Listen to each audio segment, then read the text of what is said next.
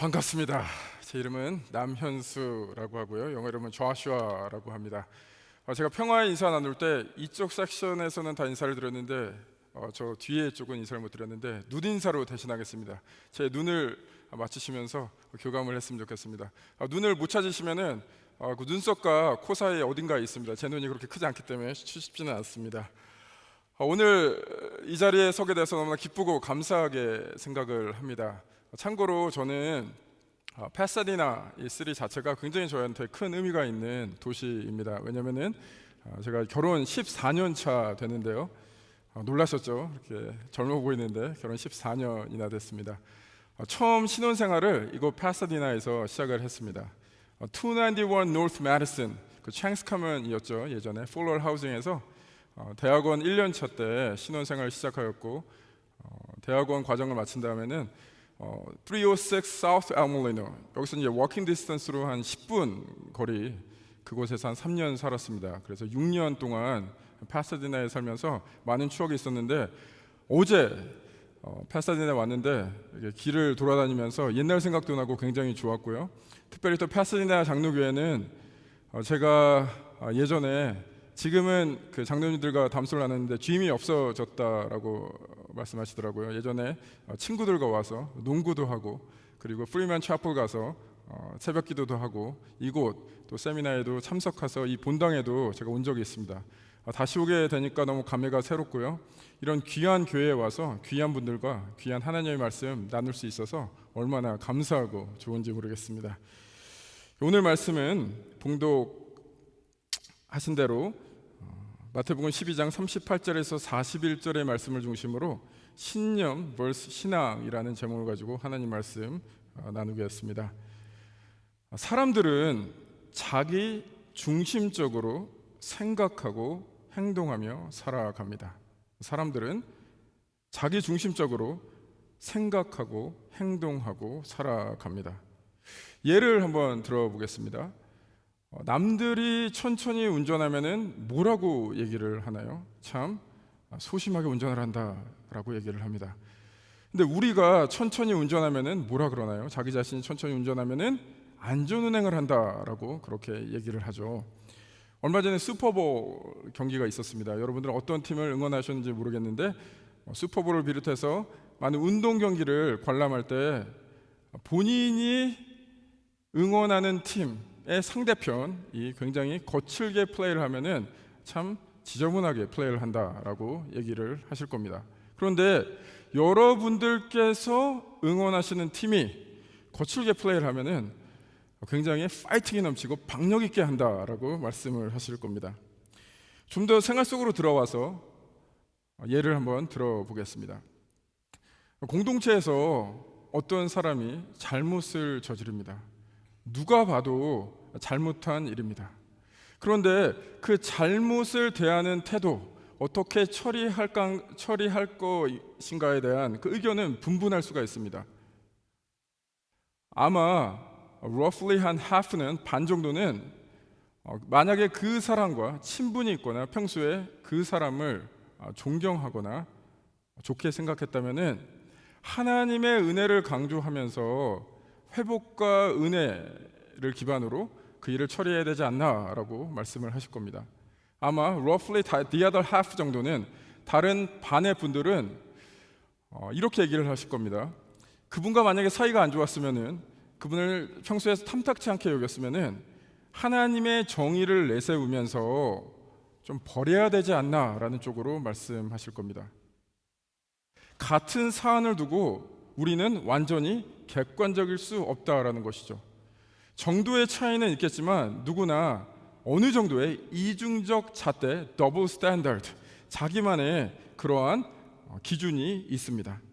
다시 한번 정리를 하자면 사람은 자기 중심적입니다.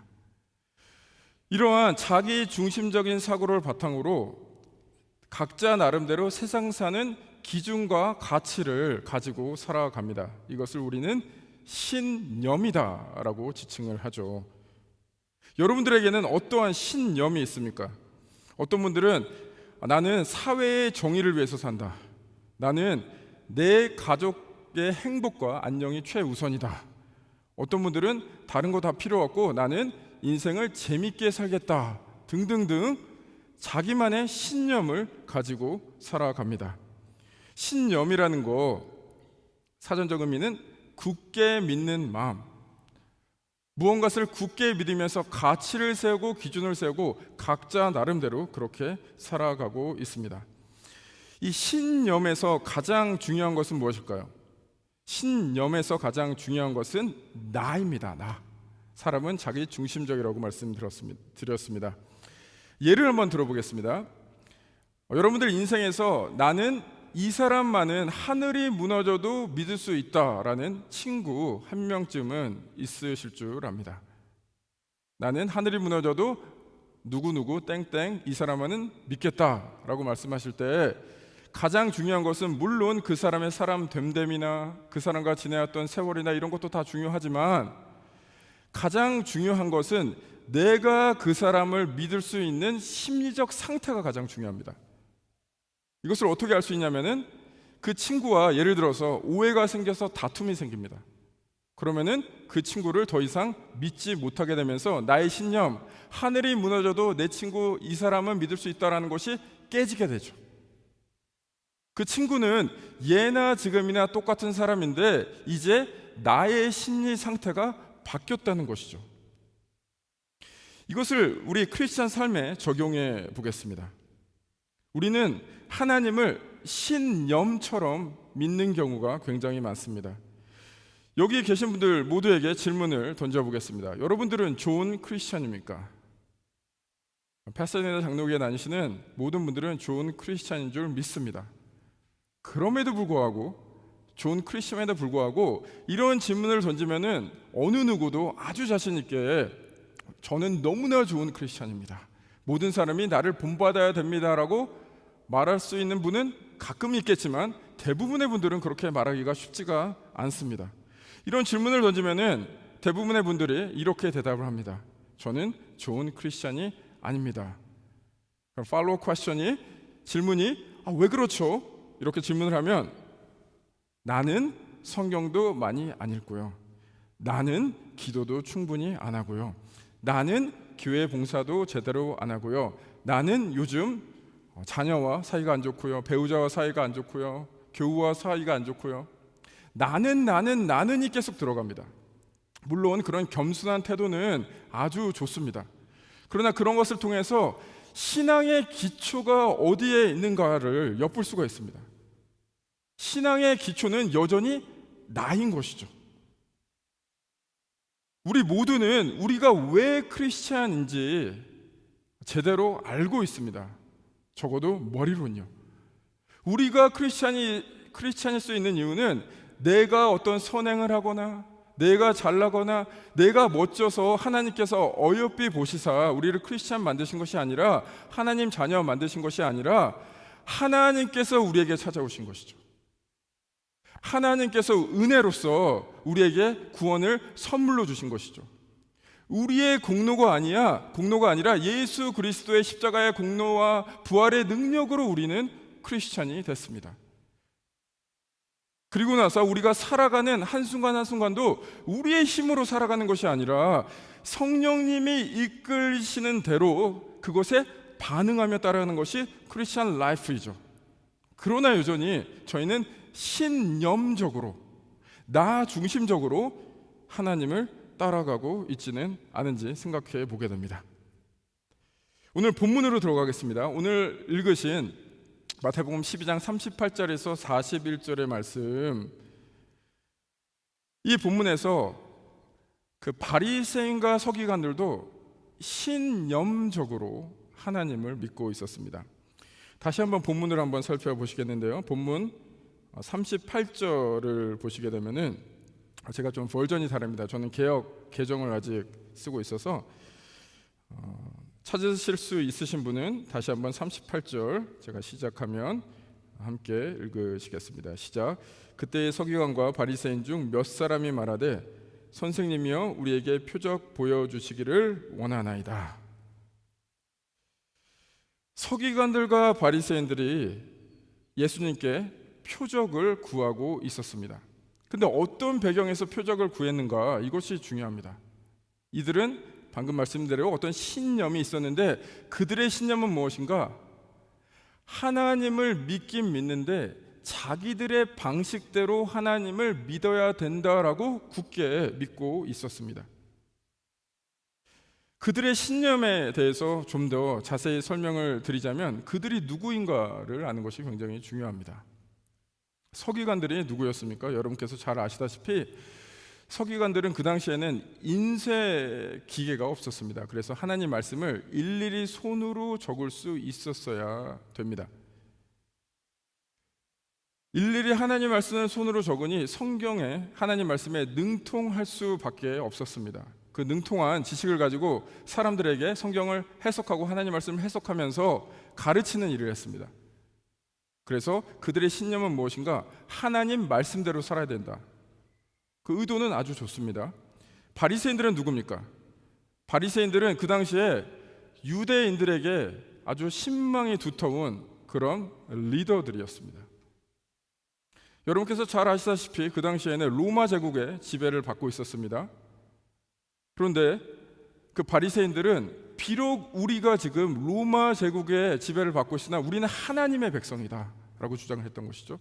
우리는 하나님의 나라를 추구해야 된다. 그렇기 때문에 우리는 하나님의 법을 지켜야 된다 라고 주장을 했죠. 그것이 여러분께서 잘 아시는 율법입니다. 율법을 지킴으로써 우리는 하나님의 나라에서 하나님 시민으로서 살아갈 수 있다라고 주장을 했습니다. 그래서 그들은 율법을 강조했죠. 서기관들이나 바리새인들이나 마찬가지로 좋은 의도에서 그런 신념을 가지고 있었습니다. 그러나 이 신념이 왜곡되게 변질이 됐습니다. 예를 들어서 이렇습니다. 하나님께서 안식일을 거룩하게 지키라라고 말씀하셨습니다. 안식일을 왜 거룩하게 지켜야 됩니까? 안식일을 거룩하게 지켜야 되는 이유는 하나님이 구원자시고 창조자이심을 기억하기 위해서 안식일을 지켜야 됩니다. 그래서 그런 맥락에서 일을 하지 말으라고 말씀하셨는데 바리새인들과 서기관들은 그것에 집중하기보다는 일하지 말라에 집중을 했습니다. 그래서 어떤 무게로 얼만큼 드는 것이 일하지 않는 것인가, 얼마나 멀리 가지 않는 것이 일하지 않는 것인가에 대해서 세세한 법을 만들었습니다. 그것이 예수님께서 복음서에서 계속해서 반복적으로 말씀하시는 장로들의 유전이었습니다. 그들은 그 장로들의 유전, 그들의 신념을 가지고 이제 주객에 전도된 거죠. 하나님이 아니라 자신들의 신념이 그들의 삶의 주인이 되었고, 그리고 그것을 백성들에게 강요하기 시작했습니다. 그런 와중에 예수님께서 짠 하고 나타나셨죠. 그러니까 이들이 마음이 불편한 거죠. 예수님을 보니까 굉장히 설교도 파워풀하게 하시고 이적과 기사도 나타내시고 하나님 나라의 어떠한 멋진 리더로서 리스펙트할 수 있을 것 같은데 자신의 신념과는 충돌하는 그런 모습을 보이셨습니다. 그래서 이들이 지금 이 질문을 하는 12장 38절의 상황에서 제가 그 불어를 한번 써보겠습니다. 불어로 어떤 상태에 놓여 있었냐면은 알쏭달쏭했습니다. 이게 일본말로는 아리까리 했습니다. 참고로 둘 다 이제 한국말인데요. 제가 이제 너무 분위기가 심각하게 하는 것 같아서 농담으로 한번 던져봤습니다.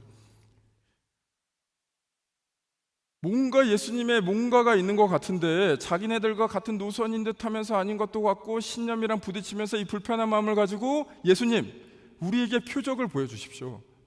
쉽게 설명하자면 예수님, 우리의 입맛에 맞게 우리가 따를 수 있도록 어떤 당위성을 주십시오. 우리를 혹하게 해주십시오 라고 질문을 하고 있는 것이죠. 그때 예수님께서 이렇게 대답을 하십니다. 12장 39절에 말씀 저와 함께 읽어보시겠습니다. 여러분들 여러분의 버전을 읽으시고 저는 저의 버전으로 읽겠습니다. 시작. 예수께서 대답하여 이르시되 악하고 음란한 세대가 표적을 구하나 선지자 요나의 표적 밖에는 보일 표적이 없느니라. 예수님께서는 그들에게 악하고 음란한 세대다라고 지칭을 하십니다.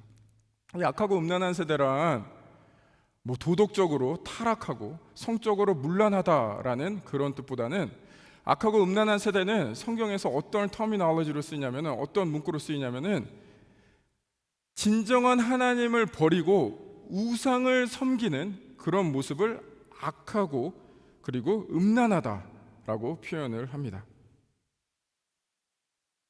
그들에게 예수님께서 말씀하시는 것이죠.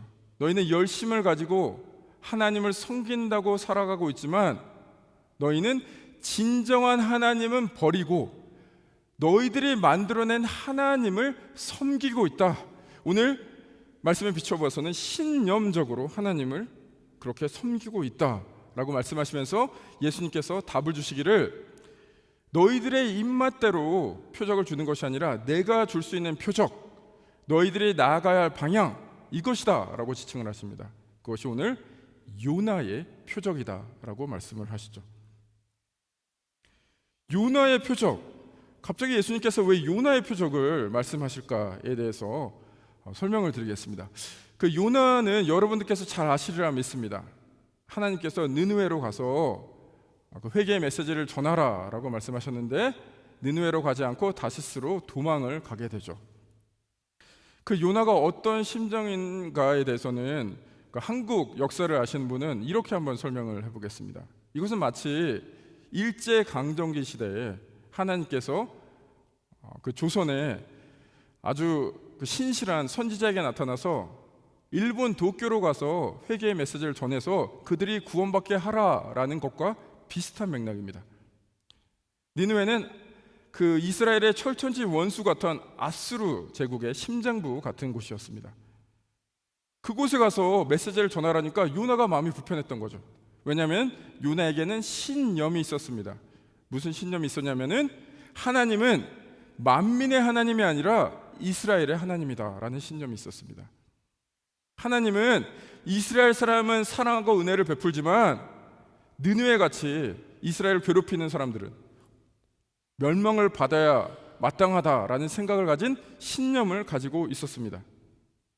그래서 요나가 니느웨로 가지 않고 반대편으로 도망을 하게 되죠. 여러분께서 잘 아시다시피 스토리는 결국에는 요나가 큰 물고기에게 잡혀 먹히죠.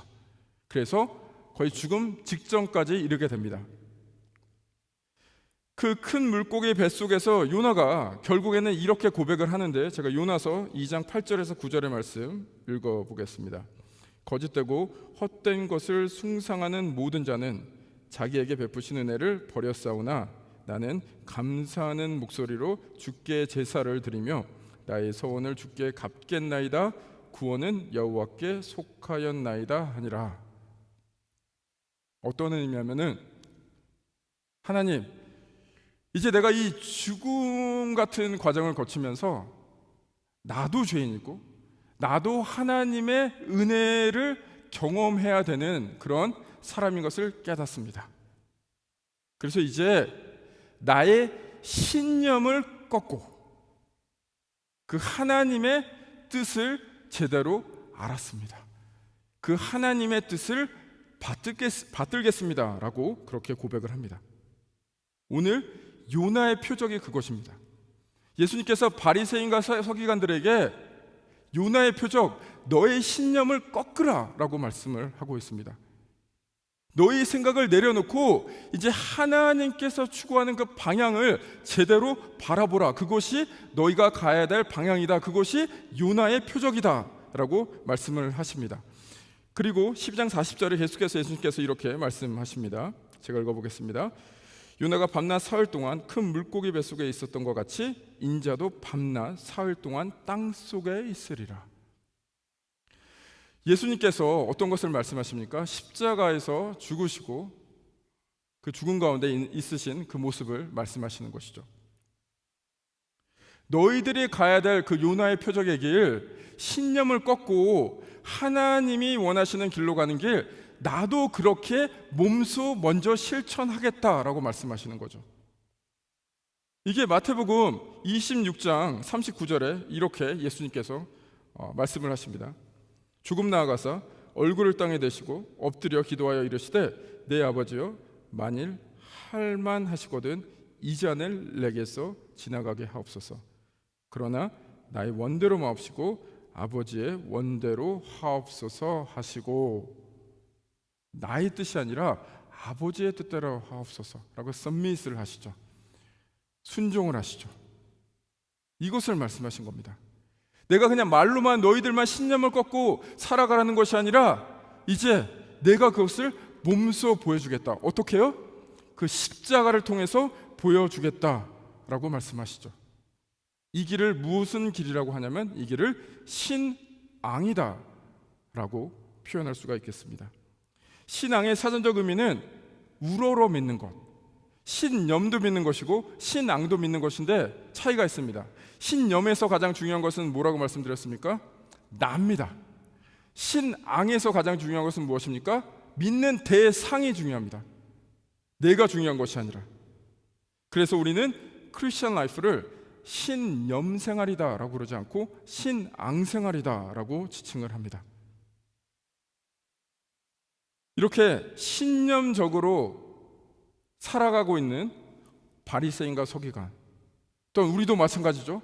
우리도 우리 중심적으로 하나님을 믿고 있는 우리에게 예수님께서 이렇게 말씀하십니다. 12장 41절에 심판 때에 느느웨 사람이 일어나 이 세대 사람을 정죄하려니 이는 그들이 요나의 전도를 듣고 회개하였음이거니와 요나보다 더 큰 이가 여기 있으며. 예수님께서 이렇게 말씀하신 거죠. 서기관들과 바리새인들에게 너네가 그렇게 미워하던 느느웨 사람들도 요나의 메시지를 듣고 회개하였다. 요나보다 더 큰 사람 내가 여기 있다. 내가 그 요나의 표적을 너에게 준다. 신념을 꺾고 이제 신앙의 자리로 나오라 라고 말씀을 하고 계십니다. 또한 우리에게 같은 맥락에서 말씀하고 있습니다. 여러분에겐 어떠한 신앙적 신념이 있나요? 여러분들에게 예수님은 어떤 예수님인가요? 근데 예수님은 내 갈 길 평안하게 해주시는 분, 예수님은 내가 잘되게 도와주시는 분, 예수님은 그냥 내게 축복을 주시는 분 등등등 각자 나름대로의 그 생각에 예수님을 밀어넣고 있지는 않은지 생각해 보시기 바랍니다. 예수님은 이 맥락에서 마태복음 16장 24절에서 제자들에게 또한 우리에게 이렇게 말씀을 하고 있습니다. 이에 예수께서 제자들에게 이르시되 누구든지 나를 따라오려거든 자기를 부인하는 건 self-denial, deny yourself, 자기 십자가를 지고 나를 따를 것이다. 너희 신념을 내려놓고 너희 생각을 내려놓고 이제 내가 원하는 방향으로 나오라. 그것이 제자된 길이다라고 말씀하십니다. 신념이 아니고 신앙입니다. 그럼 우리는 이 신념에서 신앙에 가는 길 어떻게 구체적으로 갈 수 있을까요? 여러 가지 요소가 있겠지만 오늘 한 가지 말씀드리고 싶습니다. 신념에서 신앙으로 가는 길, 약함을 자랑하십시오. 약함을 자랑한다는 것은 자신의 한계를 인정한다는 뜻입니다.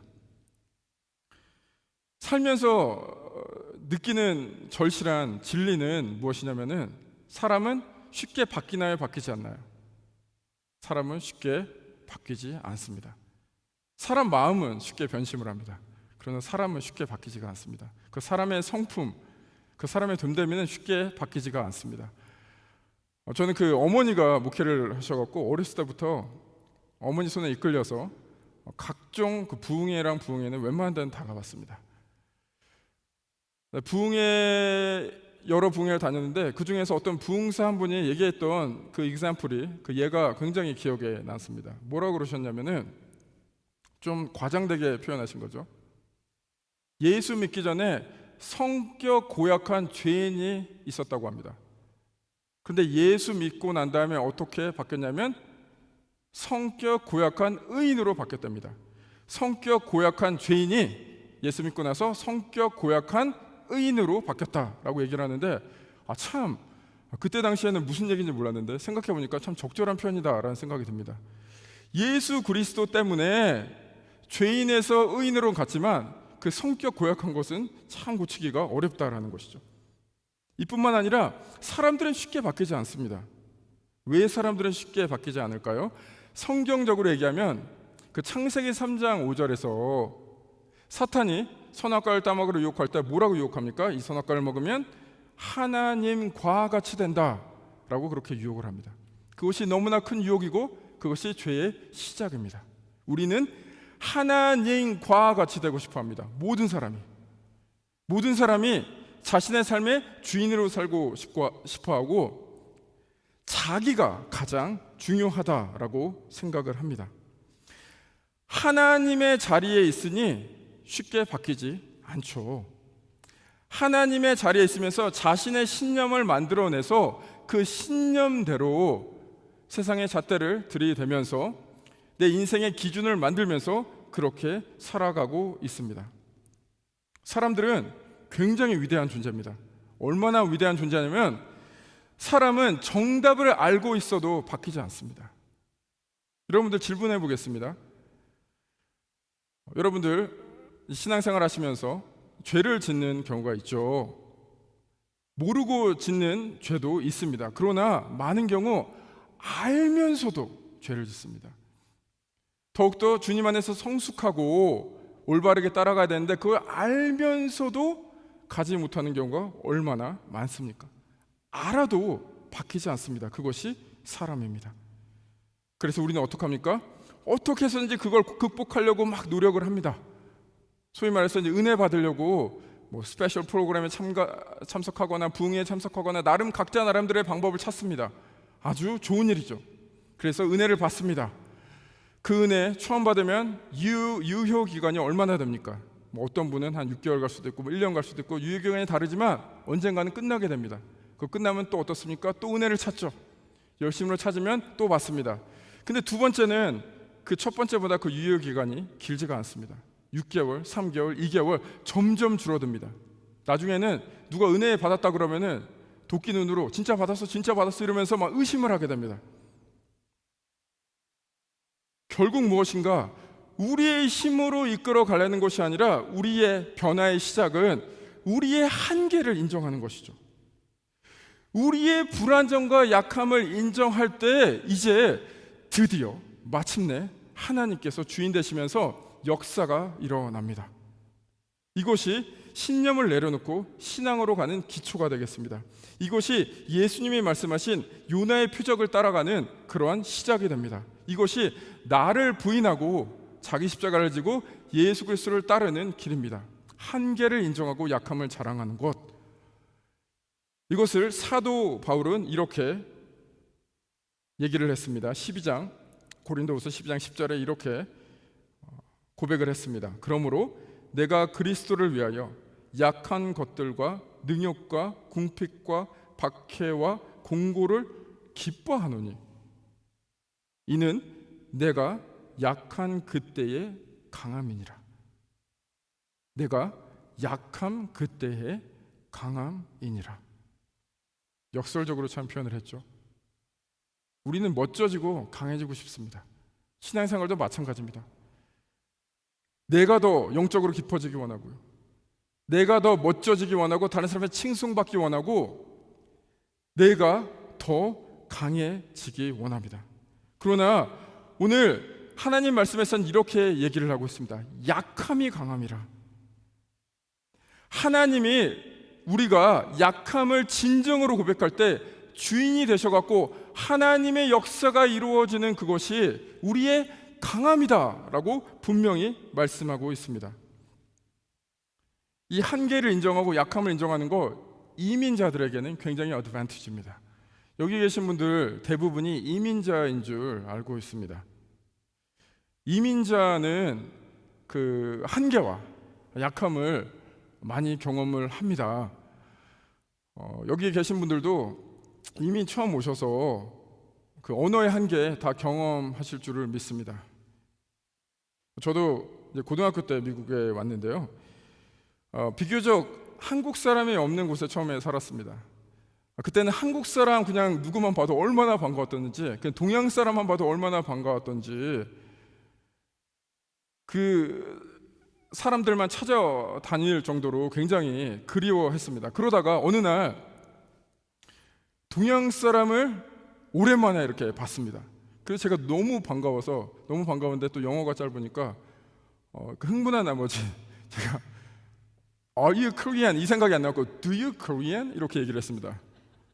너무 흥분해갖고 Do you Korean? 막 이랬더니 그분도 갑자기 흥분하기 시작하시면서 Yes, I do 이래갖고 둘이 얼마나 같이 웃었는지, 그분도 이민 온 지 얼마 안 됐고 저도 이민 온 지 안 돼갖고 정말 손을 잡고 얼마나 웃었는지 모르겠습니다. 그 이민 처음 와서 미국 친구들이랑 그 아이합에도 참고로 스테이크가 있습니다. 어떤 레스토랑에서 스테이크를 시켜도 How do you like your steak? 라고 늘 물어보죠. How do you like your steak? 스테이크 어떻게 원하는가? 제가 이제 직역을 했습니다. 알아듣고.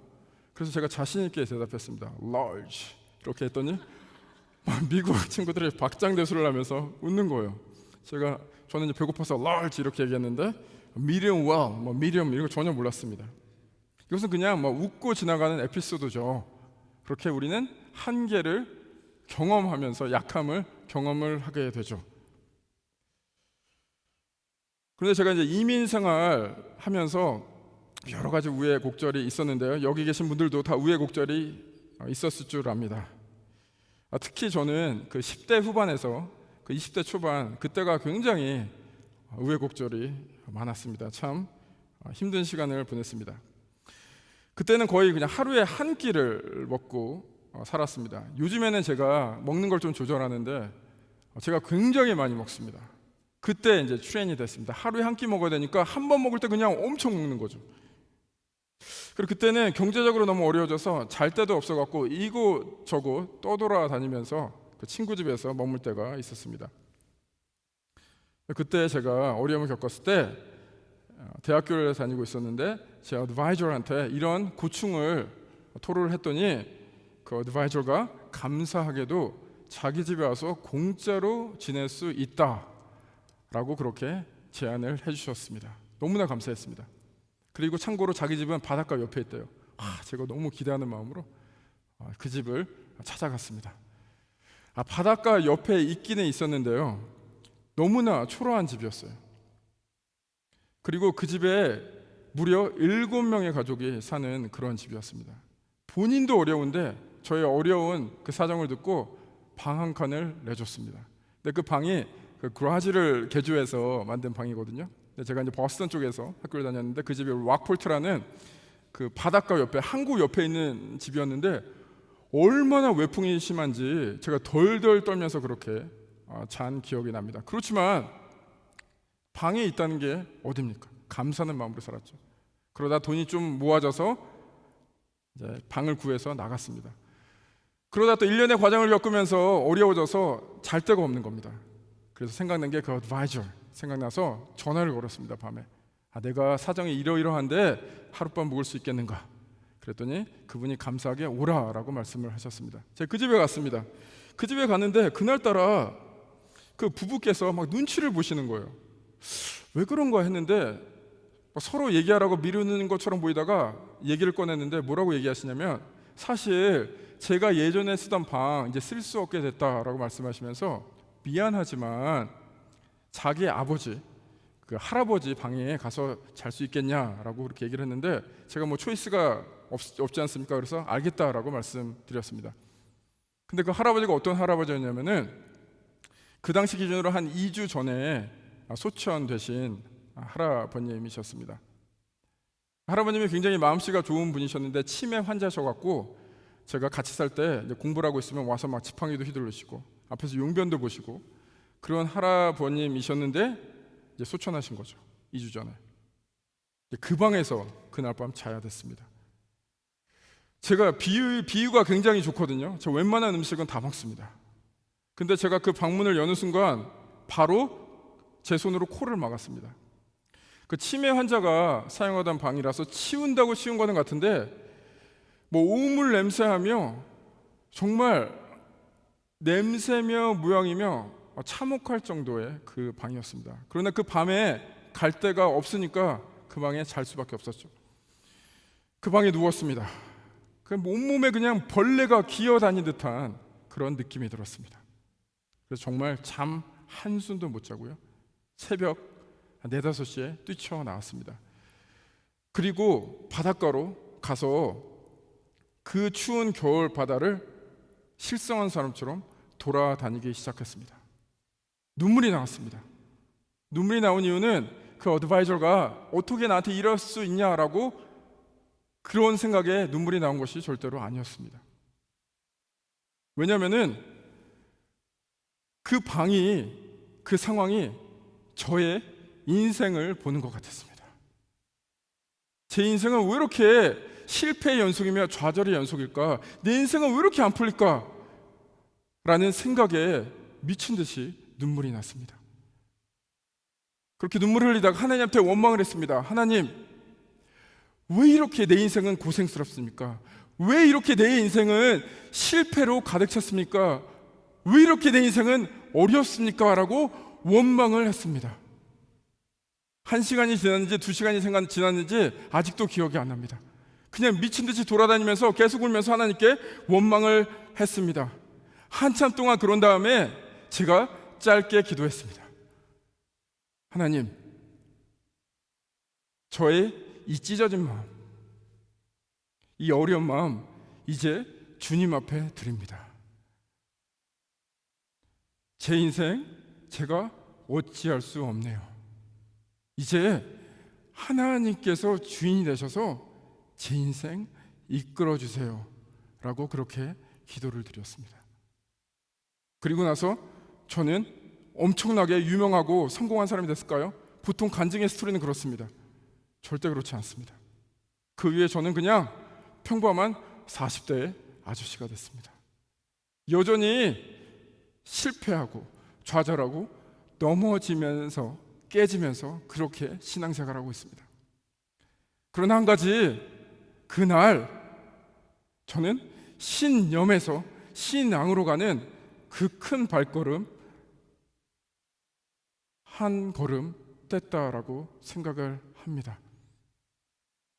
지금 제 스토리를 얘기했습니다. 여러분의 스토리는 무엇입니까? 여러분의 삶에 좌절과 실패와 어려움이 엄습하고 있습니까? 그 가운데 계십니까? 여러분, 오늘 이제 그 아픈 마음, 찢어진 마음 다 내려놓고 주님 앞에 올려드리면서 신념에서 신앙으로 함께 나아가시기 원하십니까? 제가 설교를 하고 나면, 매번 설교를 하고 나면 드는 생각이 여러 가지가 있습니다. 설교를 하고 나면 참 감사하다라는 생각이 듭니다. 이렇게 부족한 사람, 하나님 말씀을 전할 수 있는 것이 얼마나 감사한지 모르겠습니다. 또 안도의 한숨도 내쉬게 됩니다. 아, 이제 끝났구나. 그러나 가장 많이 드는 생각은 늘 좌절입니다.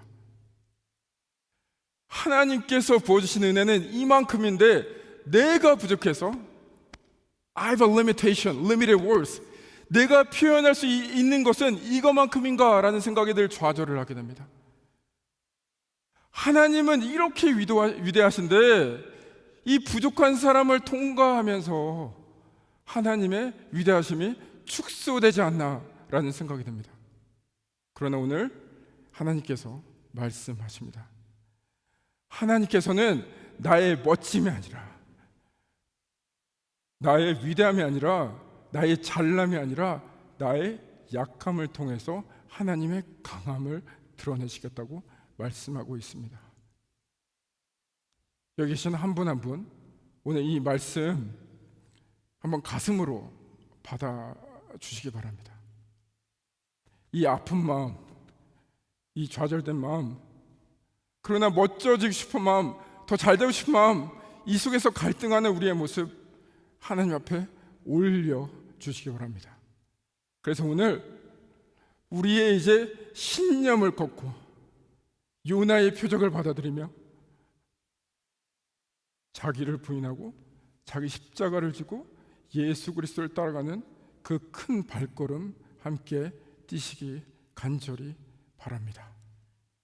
신념이 아니고 신앙입니다. 함께 기도하시겠습니다.